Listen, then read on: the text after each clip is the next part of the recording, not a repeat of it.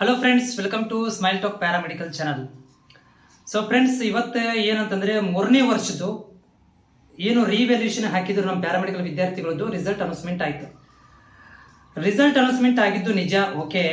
ಆದರೆ ಭಾಳಷ್ಟು ವಿದ್ಯಾರ್ಥಿಗಳದ್ದು ಏನು ಇಶ್ಯೂ, ನಾನು ಬೆಳಗ್ಗೆಯಿಂದ ಇಲ್ಲಿ ತನಕ ಕೂಡ ನನ್ನ ವಿದ್ಯಾರ್ಥಿಗಳದ್ದು ರಿಸಲ್ಟ್ಗಳನ್ನು ನೋಡಿದೆ.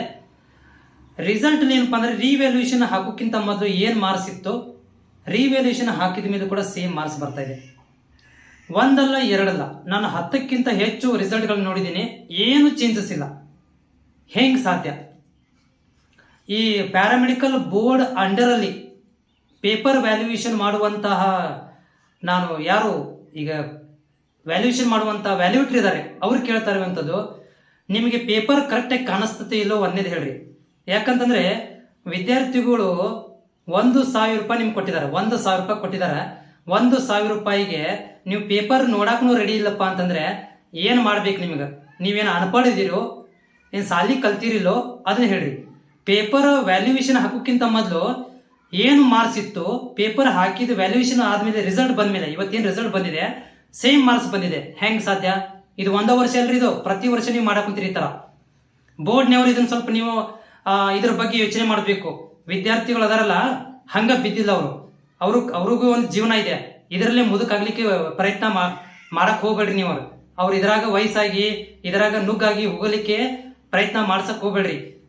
ಬೋರ್ಡ್ನವ್ರಿಗೆ ರಿಕ್ವೆಸ್ಟ್ ಮಾಡ್ಕೊಳ್ಳೋದೇನಂತಂದ್ರೆ, ಇದ್ರ ಬಗ್ಗೆ ನೀವು ಪ್ರತಿ ವರ್ಷ ಪ್ರಾಬ್ಲಮ್ ಇದೆ. ನಾ ಪ್ರತಿ ವರ್ಷನೂ ಕೂಡ ಹೇಳ್ತಾ ಇದ್ದೀನಿ, ಇದು ಪೇಪರ್ ವ್ಯಾಲ್ಯೂಯೇಷನ್ ಅಲ್ಲ, ಇದು ಒಂಥರ ದುಡ್ಡಿನ ಸ್ಕ್ಯಾಮ್ ತರ ಆಗ್ತಾ ಇದೆ. ಆ ಅನ್ಪಡ್ಗಳನ್ನು ತಗೊಂಡು ನೀವು ಪೇಪರ್ಗಳನ್ನು ಚೆಕ್ ಮಾಡಿಸ್ತಾ ಇದ್ದೀರಿ. ಅದಕ್ಕೆ ಸ್ವಲ್ಪ ಏನಾದರೂ ಒಂದು ಪದ್ಧತಿಯನ್ನು ತಗೊಂಬರ್ರಿ ಅಂತ ಹೇಳಿ ವಿದ್ಯಾರ್ಥಿಗಳ ಕಷ್ಟವನ್ನು ನಾನು ಬಂದು ಜೊತೆಗೆ ಹೇಳ್ಕೊಂಡಾಗ ನನಗೆ ನೋಡೋಕ್ಕಾಗೋದಿಲ್ಲ. ಯಾಕೆ ನೋಡೋಕ್ಕಾಗೋದಿಲ್ಲ ಅಂತಂದ್ರೆ, ಓಕೆ ಸರ್ ಅವರು ಬರ್ದಿರಂಗಿಲ್ಲ, ಒಪ್ಕೊಂತೀನಿ ನಾನು, ಅವರು ಬರ್ದಿಲ್ಲಪ್ಪ ಅದೇಂಗ್ರಿ ಸಾಧ್ಯ? ಏನು ಮಾರ್ಕ್ಸ್ ಕೊಟ್ಟಿರ್ತೀವಿ ವ್ಯಾಲ್ಯೂಯೇಷನ್ ಹಾಕೋಕ್ಕಿಂತ ಮೊದಲು ಏನು ಮಾರ್ಕ್ಸ್ ಇದ್ದು ಅದೇ ಸೇಮ್ ಮಾರ್ಕ್ಸ್ ಹೆಂಗೆ ಬರ್ತವೆ? ಹೆಂಗೆ ಬರ್ಲಿಕ್ಕೆ ಸಾಧ್ಯ? ಏನು ಒಂದು ಹಾಫ್ ಮಾರ್ಕ್ಸಲ್ಲಿ ವ್ಯತ್ಯಾಸ ಆಗೋದಿಲ್ವಾ? 1 ಮಾರ್ಕ್ಸದಲ್ಲಿ ವ್ಯತ್ಯಾಸ ಆಗೋದಿಲ್ಲ?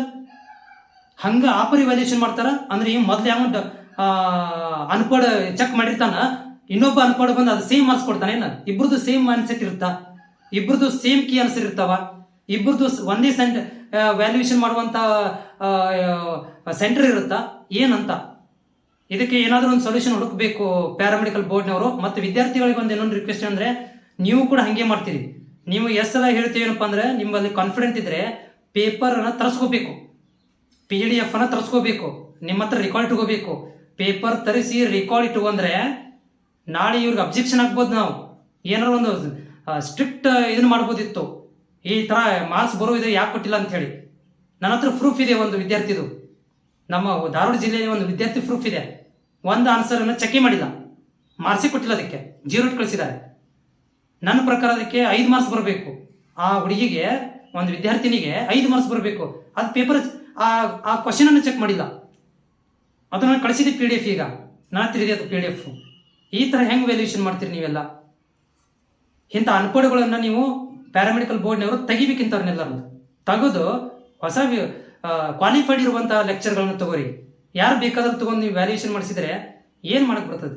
ಆಮೇಲೆ ಇನ್ನೊಂದು ಡೌಟ್ ಏನಿದೆ ಅಂತಂದ್ರೆ, ವ್ಯಾಲ್ಯೂಯೇಷನ್ ಮಾಡ್ತಾರಿಲ್ಲ ಅನ್ನೋದು ಡೌಟ್ ಆಗ್ತಿದೆ ಇವಾಗ. ಹೆಂಗ್ ಮಾರ್ಕ್ಸ್ ಏನ್ ಬರ್ತಾವ? ವ್ಯಾಲ್ಯೂಯೇಷನ್ ನೀವು ಮಾಡ್ತಿರಿಲ್ಲ ಅನ್ನೋದು ನನಗೆ ಡೌಟ್ ಇದೆ ಇವಾಗ.